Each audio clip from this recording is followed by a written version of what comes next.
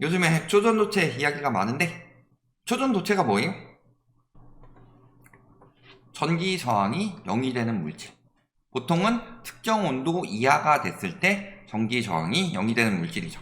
자, 전기 저항이 0이 되면 뭐가 좋을까요? 예를 들어서 만약에 이렇게 전신주가 있어요.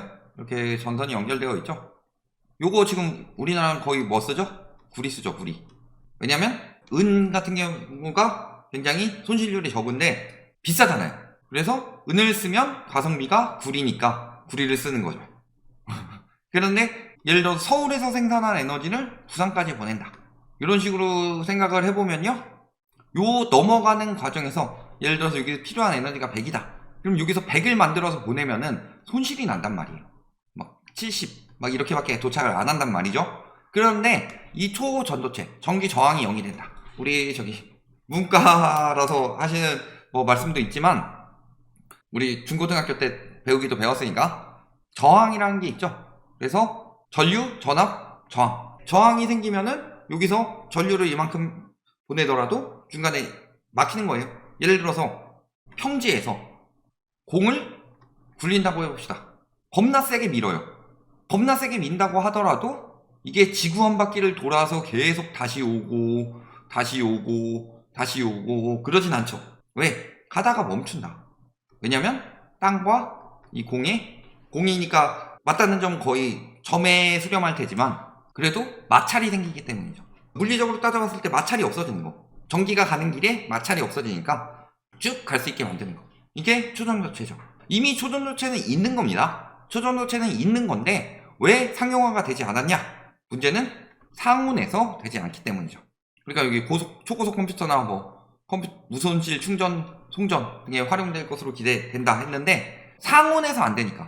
그러니까 이거를 이용하기 위해서는 예를 들어서 지금은 구리선을 이용을 하고 있는데 요거를 초전도체로 연결하게 되면은 손실 없이 송전이 돼요. 근데 문제는 여기를 초저온으로 유지를 해야 된다는 거죠.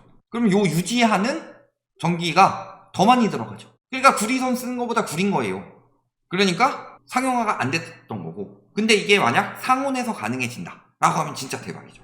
진짜 대박이 되는 건데 이게 우리나라에서 발견이 됐다. 그래가지고 요즘에 돌아다니면은 되게 좀 밈도 많이 됐어요. 그런데 사실은 걱정되는 부분이 굉장히 많이 있죠. 왜냐면 일단 검증이 안 돼 있다. 대부분 석학의 반응은 흥미로운 물질은 맞지만 상온, 상압의 초전도체는 아니다. 아닌 것 같다는 이야기에 계속 무게가 실리고 있고 실질적으로 몇 군데서 시험을 해봤는데 모의 테스트 같은 경우를 해봤죠. 이제 미국에서 저명한 데서 좀 해봐야 되는데 뭐 중국이나 이런 데서 모의 테스트 같은 경우 해봤을 때는 일본이나 이런 곳들에서는 같은 조건으로 했는데 실패를 했다. 그래서 사실상 의심이 좀 간다. 이런 이야기들이 많이 나오고 있는 거고요. 이것도 논문을 해당 전문가들이 봤을 때 이게 굉장히 우연히 발견되었다. 이런 느낌이고 왜 이렇게 됐는지는 보이지 않고 그냥 이렇게 된다. 라는 식으로만 이야기가 나왔기 때문에 사실상 신뢰도가 좀 떨어진다. 라는 거죠.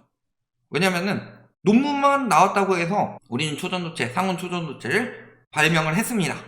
라고 이야기를 하는데 실질적으로 과거에도 그런 적이 있어요. 우리나라는 아니고 미국에서 로이스터대의 랑가 다이어스 교수 연구진이 그 네이처에 언제? 2020년에 상온 초전도 현상을 발견했다 라고 해서 이야기를 해봤는데 자료를 임의로 수정했다.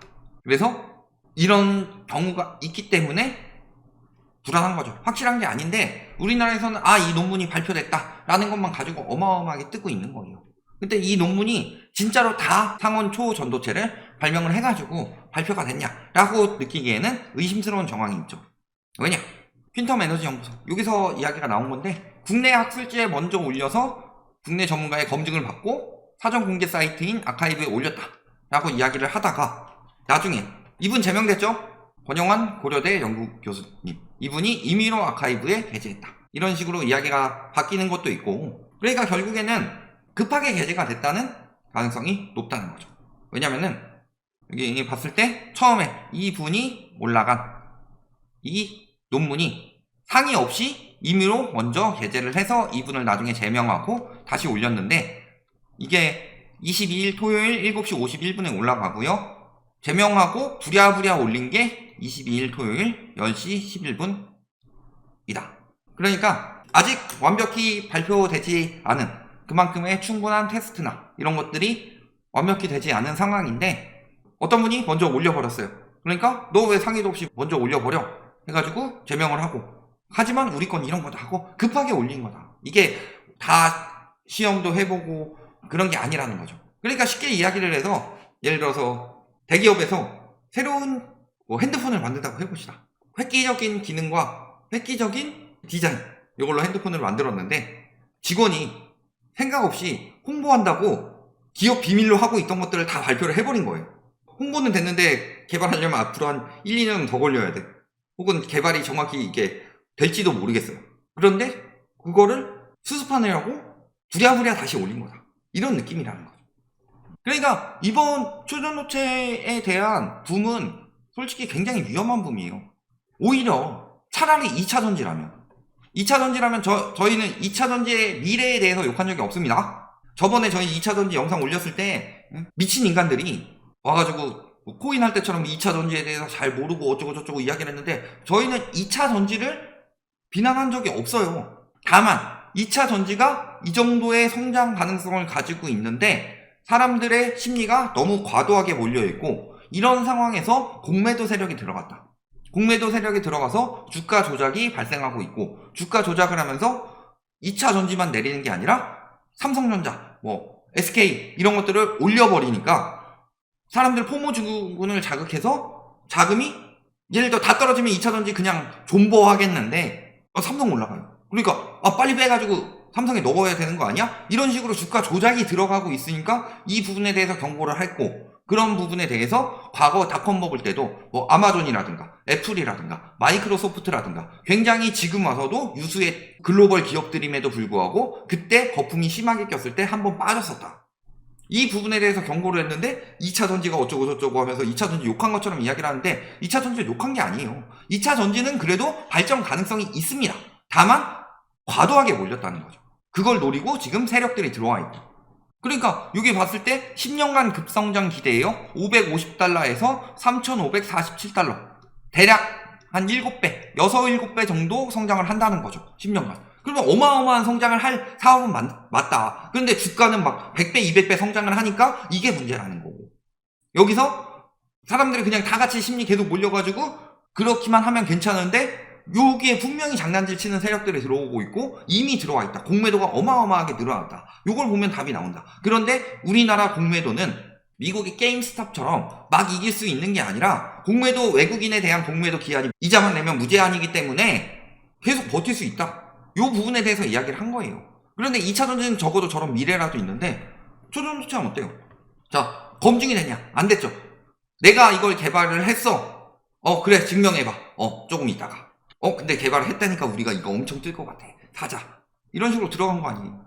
그러니까 이거는 2차 전지보다 더 위험한 광풍인 거죠. 사실 이게 발표가 되고 만약에 이게 검증이 된다고 해봅시다. 그러면은 지금 주가보다 더 올라갈 수도 있어요.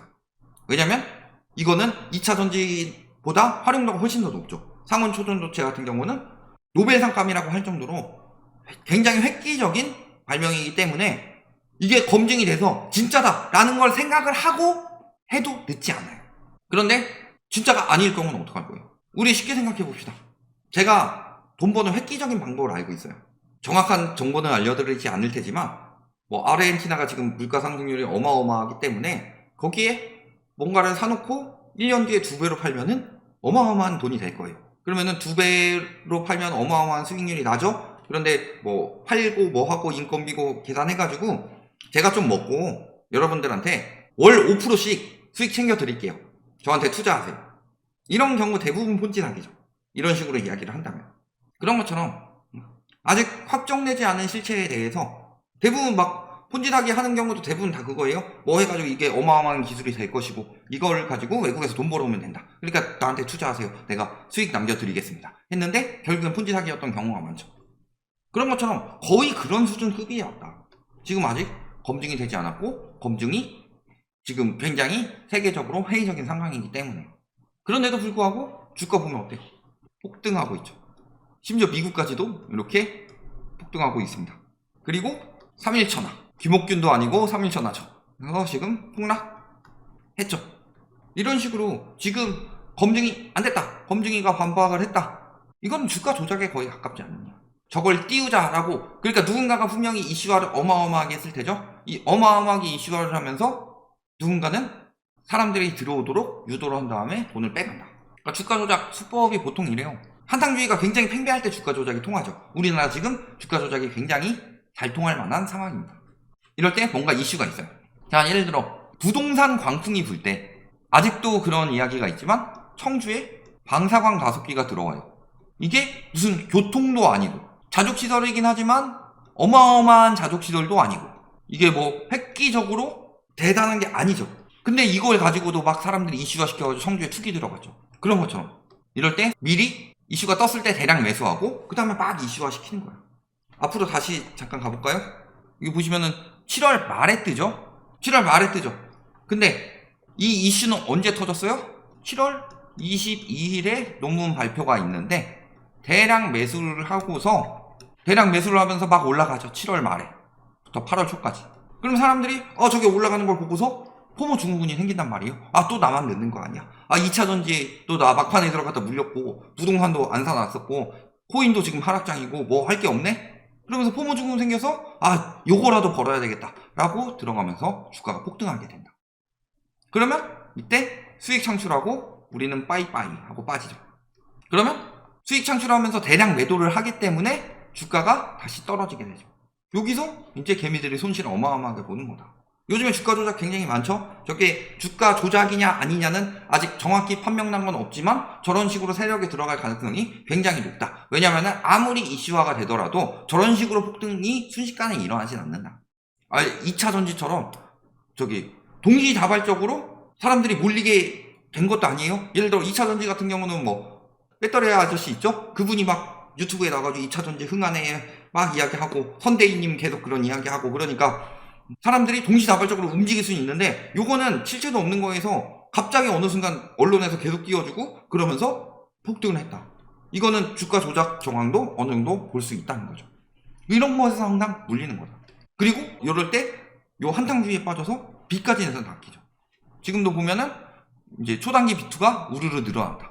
그래서 지금 외상으로 주식을 샀다가 갚지 못한 위탁 매매 미수금 규모도 역대 최대치를 기록하고 있고 아직도 지금 한탕주의가 팽배하다는 거 코로나 때 주식, 가상자산, 부동산이 급등했으니까 그때가 역치가 된 거예요. 역치라는 말 알죠? 도박하는 사람들 내가 왜 망가지느냐? 역치가 점점 높아져서 그렇습니다.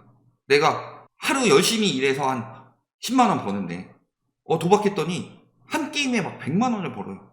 그러면은 내가 열심히 일해가지고 10만원 버는 게 굉장히 우습게 보이거든. 왜냐면 몇 분 만에 100만원 벌었던 그 역치가 생겨버렸으니까. 그런 식으로 계속 내가 망가져가는 게 도박 중독이고 주식 중독 역시도 마찬가지죠. 주식 중독에 대해 코인 중독에 대해 도박 중독에 대해는 굉장히 비슷하다고 합니다. 그런 것처럼 저 코로나19 때 역치가 높아져 버렸으니까 사람들이 지금 막 원래는 월 한 5% 10% 버는 것도 잘 버는 거예요. 그런데 누가 그렇게 돈 벌어? 한탕 크게 벌어야지. 2차 전지 올라가는 거 봐. 초전도체 올라가는 거 봐. 빚까지 내가지고 막 3일 내에 갚아야 되는 거 이런 것들도 어마어마하게 빌려가지고 들어가는 거예요. 그리고 항상 그런 사람들을 먹잇감으로 삼는 세력들이 크고 이번에도 또 그런 거다. 그리고 지금 바로 발표가 나오니까 금방 식어버리죠. 3일천하였습니다. 한탕주의에 팽배해서 제대로 알지도 못하고 그러니까 저는 지금 초전도체에 대해서 제대로 알고 들어가는 거예요. 되면 대박인데 될 가능성이 희박하다. 거의 없다고 보인다. 그러면은 사실 똑같이 투자를 하려면은 차라리 로또에 투자하는 게 낫다. 될 가능성은 희박하지만 확실히 검증되게 1등 된 사람들이 있고 1등이 되면 어마어마한 수익이 남는다는 게 검증이 됐다. 그런데 요거는 아무것도 검증된 것이 없다. 그런데 왜 이렇게 쉽게 생각하냐. 여기까지 말씀드리겠습니다.